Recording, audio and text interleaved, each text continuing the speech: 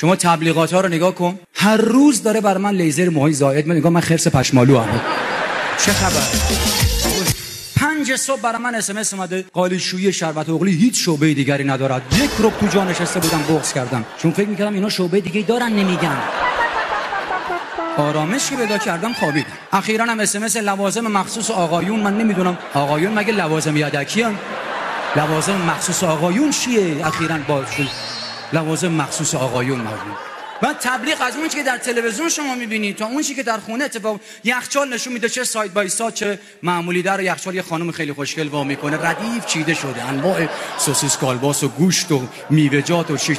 در واقع میره در یخچال خونه‌تون رو وا میکنه، اول یه قابلمه برنج مال 3 روز قبل میفته رو پا. تو جام میوه‌ای پر بادمجونه، جا تخم مرغی هم پر شربت سینه و قرص، 2 تیکه زغالم گذاشتن اون تا که بوی یخچالو بگیره. ما به کجا رسیدیم واقعا؟